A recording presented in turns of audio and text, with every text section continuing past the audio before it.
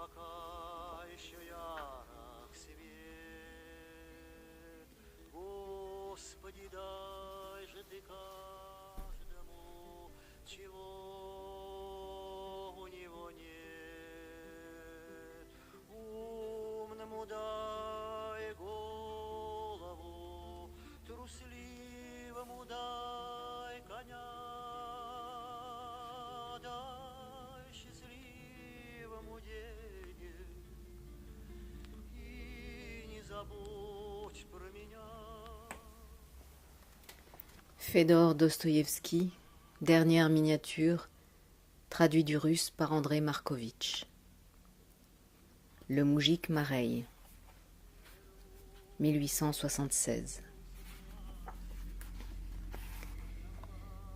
Mais toutes ces professions de foi, je pense, sont d'une lecture très ennuyeuse, et c'est pourquoi je raconterai une histoire. Du reste, même pas une histoire, rien, juste comme ça, un souvenir lointain que, je ne sais pas pourquoi, je veux vraiment raconter, précisément ici et maintenant, pour conclure notre traité sur le peuple. Je n'avais à ce moment-là que 9 ans, mais non, le mieux est que je commence quand j'avais 29 ans. C'était le 2e jour de Pâques. L'air était tiède, le ciel bleu, le soleil haut, tiède, clair, mais dans mon cœur il faisait très sombre. J'errais derrière les baraquements, je regardais en les comptant les pieux de la puissante enceinte de la forteresse, mais je n'avais même pas envie de les compter, même si j'en avais l'habitude. On faisait la fête depuis plus de 2 jours. Les bagnards ne sortaient pas au travail. Il y avait une multitude d'ivrognes, des injures.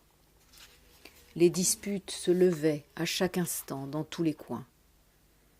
Des chansons monstrueuses, dégoûtantes, les maïdanes de cartes sous les bas-flancs, quelques bagnards déjà quasiment battus à mort, pour leur violence particulière, sur un verdict de leurs camarades, et cachés sur les bas-flancs sous des touloupes, le temps qu'ils se remettent et reviennent à eux. Plusieurs fois déjà, des couteaux avaient jailli. Tout cela, en 2 jours de fête, m'avait déchiré jusqu'à me rendre malade. Jamais, d'ailleurs, je n'ai pu supporter sans dégoût l'ivrognerie du peuple, et là, surtout, dans la promiscuité. Ces jours-là, même l'autorité ne se montrait pas dans la forteresse, ne faisait pas de fouilles, ne cherchait pas l'alcool, comprenant qu'il fallait bien permettre, une fois par an, même à ces hommes rejetés, de se délasser, et qu'à défaut, ce ne pouvait qu'être pire. Au bout du compte, c'est de la haine qui s'enflamma dans mon cœur. Je rencontrai le Polonais Emski, un politique. Il me lança un regard sombre. Ses yeux se mirent à luire et ses lèvres à trembler. « Je hais ces brigands !» murmura-t-il à mi-voix, et passa devant moi. Je revins dans le baraquement, même si, un quart d'heure auparavant, je m'en étais enfui comme un fou, quand 6 hommes robustes s'étaient jetés tous ensemble sur le tatar ivre, gazine, et pour le calmer s'étaient mis à le battre. Ils le battaient d'une façon inepte, on aurait pu tuer un chameau avec des coups pareils.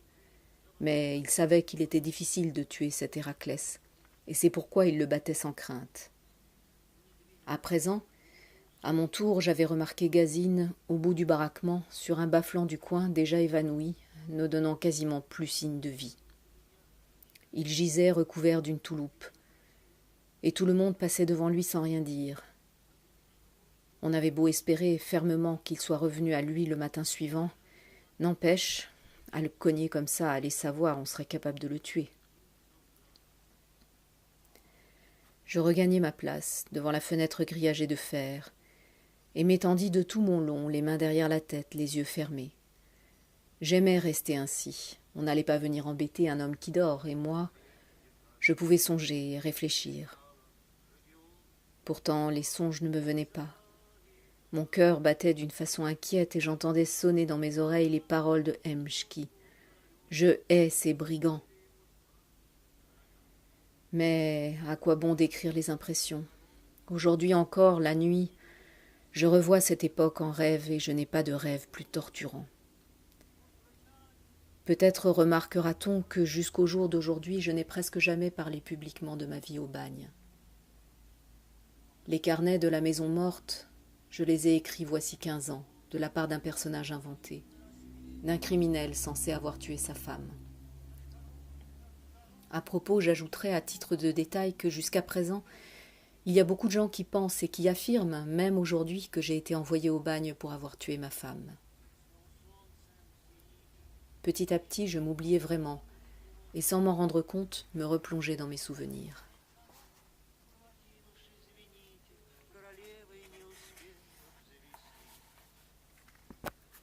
Pendant toutes ces 4 années de bagne, je me suis sans cesse souvenu de mon passé, et semble-t-il, dans mes souvenirs, j'ai revécu toute ma vie. Ces souvenirs se dressaient tout seuls, je les appelais rarement de ma propre volonté. Cela commençait d'un point quelconque, d'un trait, parfois insensible, puis peu à peu cela s'élargissait en un tableau entier, dans une impression puissante et complète. J'analysais ces impressions, je donnais de nouveaux traits à des choses vécues depuis longtemps, et surtout je le corrigeais sans cesse, et là était tout mon amusement. Cette fois, soudain, me revint à la mémoire, je ne sais pourquoi, un instant passé inaperçu de ma première enfance, quand j'avais en tout et pour tout 9 ans. Un instant, semble-t-il, que j'avais complètement oublié. Mais à ce moment-là, j'aimais particulièrement les souvenirs de ma toute première enfance. Me revint en mémoire le mois d'août, dans notre village, une journée sèche et claire, mais un peu froide et venteuse. L'été touchait à sa fin et il allait bientôt falloir repartir pour Moscou, se remettre à se morfondre pendant tout l'hiver à des leçons de français. Et cela me faisait tellement de peine de quitter le village. Je m'avançais au-delà des hangars et, descendant dans un ravin, remontais dans le Losc. C'est ainsi qu'on appelait un hallier, très épais, de l'autre côté du ravin, qui s'étendait jusqu'à la forêt. Et donc, je m'étais caché au plus profond des buissons et j'entendis tout près, à une trentaine de pas dans une clairière, un paysan solitaire qui labourait. Je sais qu'il fauche dur sur une pente, que le cheval a du mal à avancer, et moi j'entends de loin en loin son cri. « Oh ! Oh !» Je connais presque tous les paysans, mais je ne sais pas qui est celui qui laboure ici, et puis ça m'est égal, je suis plongé tout entier dans mon affaire, moi aussi je suis occupé. Je veux me faire un fouet de noisetier pour fouetter les grenouilles avec. Les fouets de noisetier, ils sont si beaux et si fragiles, rien à voir avec les fouets de bouleau. Je suis passionnée aussi par les bestioles et les hannetons, je les ramasse, il y en a de très jolis. J'adore aussi les petits lézards, vifs, rouge-jaune avec de petites taches. Mais les serpents, ils me font peur. Ceci dit, les petits serpents, on en voit beaucoup moins que des lézards. Les champignons ici, ils sont très rares. Les champignons, il faut les chercher dans le bois de bouleau. Et je m'apprête à m'y rendre. Jamais je n'ai rien aimé de ma vie autant que la forêt, avec ses champignons et ses baies sauvages, ses petites bestioles et les oiseaux, ses hérissons, ses écureuils, et cette odeur humide que j'aime si fort des feuilles en décomposition. Et même aujourd'hui, alors que j'écris ces mots, je la sens, cette odeur du bois de bouleau de notre village. Ces impressions vous restent pour toute la vie. Soudain, au milieu du silence, j'entendis, d'une voix claire et distincte, ce cri « Au loup !» Je poussai un cri fou de terreur et, continuant de crier, je courus jusqu'à la clairière, tout droit jusqu'au paysan qui labourait. C'était notre moujik Mareille. Je ne sais pas si ce prénom existe, mais tout le monde l'appelait Mareille. Un paysan d'une 50aine d'années, trapu, assez robuste, la barbe châtain foncé en éventail, déjà fortement grisonnante. Je le connaissais, mais il ne m'était encore jamais arrivé de lui parler. Il arrêta même sa petite jument en entendant mon cri, et quand dans mon élan je m'accrochais d'une main à sa charrue et de l'autre à sa manche, il vit mon état de panique. « Le loup !» lui criai-je en haletant. Il redressa la tête et regarda instinctivement autour de lui, comme si, une seconde, il m'avait presque cru. « Quel loup !»« On a crié, quelqu'un qui vient de crier, au loup !» balbutiai-je. « Voyons, quel loup, ça t'a semblé ? Non, mais peut pas y avoir de loup ici, » murmura-t-il, me redonnant courage. Mais je tremblais toujours de tout mon corps, je m'étais accrochée encore plus fort à son habit, et je devais être très pâle. Il me regardait avec un sourire inquiet, craignant sans doute et s'inquiétant pour moi. Non, mais est-ce qu'il a eu peur, ou là fit-il, secouant la tête. Arrête, mon petiot. Allez, gamin, quoi? Il tendit la main et brusquement me caressa la joue. Mais arrête donc, quoi? Le Christ est avec toi. Signe-toi. Mais je ne me signai pas. Les commissures de mes lèvres tressaillaient, et c'est cela, semble-t-il, qui le frappa le plus. Il tendit doucement son gros doigt avec un ongle noir sali de terre et toucha doucement mes lèvres prises de soubresaut. Non mais, hein, fit-il en souriant avec une espèce de long sourire maternel. Non mais, c'est quoi ça? Non, ouh là là. Je finis par comprendre qu'il n'y avait pas de loup et que ce cri « au loup » avait été une hallucination.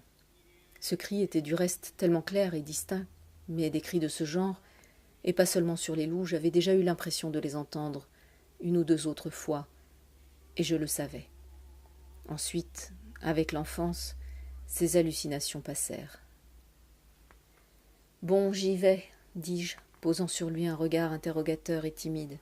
« Vas-y, moi je regarderai comme tu pars. Je te laisserai pas au loup, va, » ajouta-t-il avec ce même sourire maternel. « Allez, le Christ est avec toi. Allez, va. » Il me signa et se signa lui-même. Je repartis, me retournant quasiment tous les 10 pas. Mareille, le temps que je reparte, restait toujours immobile avec sa jument, me regardant m'éloigner, m'encourageant chaque fois d'un hochement de tête dès que je me retournais. Je l'avoue, j'avais un peu honte devant lui d'avoir tellement eu peur, mais j'avançais en ayant toujours un peu peur du loup, le temps que je remonte de l'autre côté du ravin jusqu'à la première grange. Là, la panique disparut, complètement. Et d'un seul coup, comme surgi de nulle part, je fus assailli par le chien de la maison, Voltchok. Avec Voltchok, je fus totalement ragaillardi et je me retournai une dernière fois vers Mareille. Je ne pouvais plus distinguer clairement son visage, mais je sentis que lui, il me souriait avec le même soin, la même tendresse, et qu'il hochait la tête.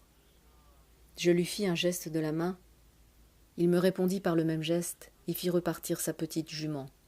« Oh! Oh !» entendit-on son cri lointain, et la petite jument se remit à l'arrière.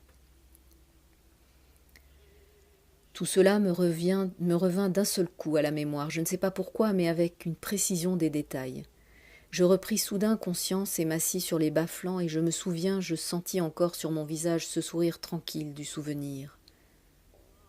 Pendant 1 minute encore, je vécus dans ce souvenir.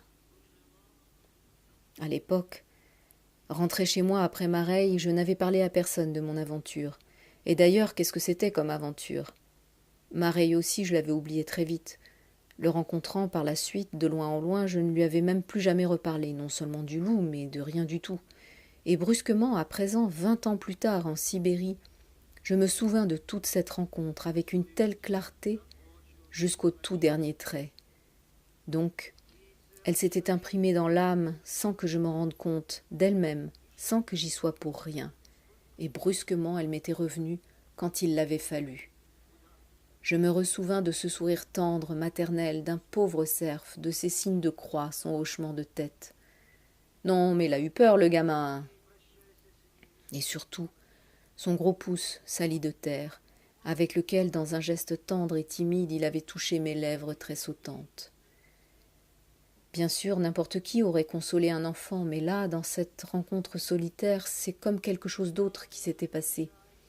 Et si j'avais été son propre fils, il n'aurait pas pu me regarder d'un regard plus éclatant de tendresse. Or, qui donc l'obligeait? Il était notre esclave, et moi, son petit maître. Personne n'aurait pu savoir comme il s'était montré gentil. Personne n'aurait pu le récompenser. Aimait-il peut-être particulièrement les enfants? C'était possible.